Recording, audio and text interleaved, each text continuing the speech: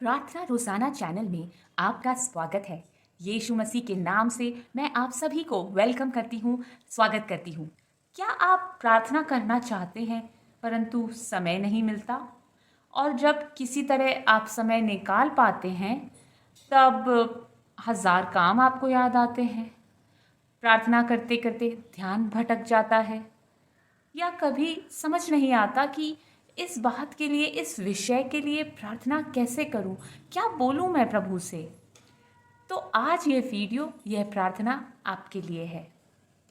हमारे स्वर्गीय पिता को पहले से ही पता था कि हम इस तरह की स्ट्रगल्स को फेस कर सकते हैं, इसलिए उन्होंने पहले ही इसका उपाय दिया जो हमें मिलता है रोमियो की किताब 8 अध्याय उसका 26 पद, जहाँ लिखा है, इसी रीति से पवित्र आत्मा भी हमारी दुर्बलता में सहायता करता है, क्योंकि हम नहीं जानते कि प्रार्थना किस रीति से करना चाहिए, परंतु पवित्र आत्मा आप ही ऐसी आहें भर भर कर जो बयान से बाहर हैं हमारे लिए विनती करता है।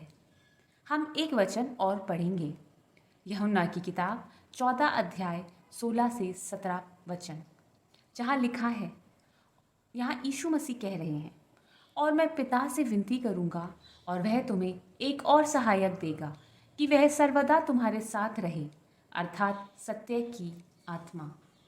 तो देखा आपने, बाइबल के इन वचनों से हमें पता चलता है कि पवित्र आत्मा हमें प्रार्थना करने में भी सहायता करते हैं। तो आइए हम पवित्र आत्मा से प्रार्थना करने में मदद मांगेंगे।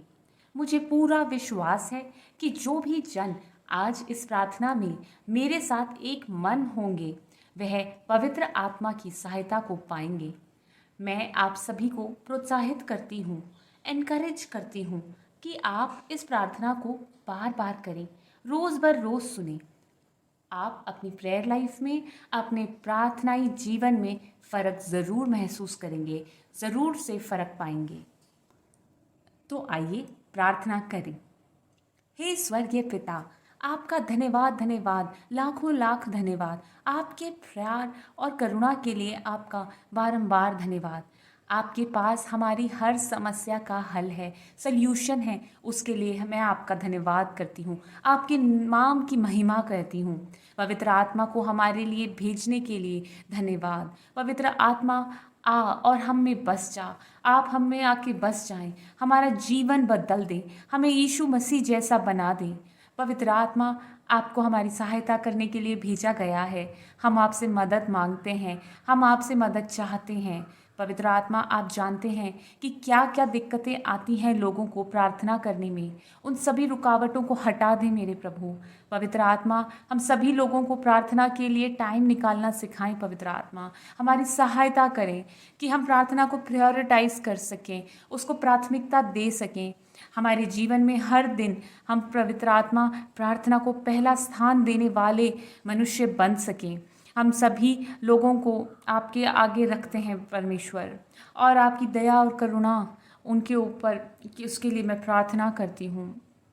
हम सभी को आप प्रार्थना का महत्व समझाएं और याद दिलाते रहें, दिन ब दिन, सारे दिन प्रार्थना करना, प्रार्थना का महत्व, प्रार्थना के लिए टाइम निकालना हमें याद दिलाएं। पवित्र आत्मा, हे स्वर्गीय पिता, इस वक्त मैं खासकर आपसे इस बात की विनती करती हूँ कि आप हमें प्रार्थना के लिए समय निकालना, आपके चरणों में बैठने के लिए समय निकालना सिखाएं प्रभु।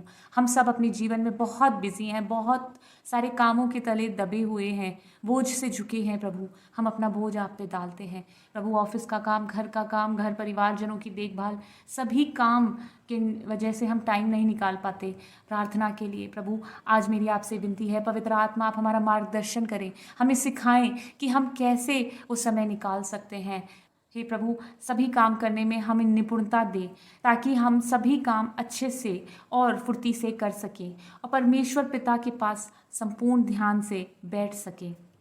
हे प्रभु, इस वक्त मैं खास प्रार्थना करती हूँ उन सभी भाई बहनों के लिए जो प्रार्थना में ध्यान नहीं लगा पाते, जिनका मन विचलित रहता है, जिनका ध्यान भटकता है जब वे बाइबल पढ़ते हैं, प्रार्थना करते हैं। हो सकता है परमेश्वर उनके जीवन में कोई टेंशन है, किसी बात का बहुत ज़्यादा तनाव है।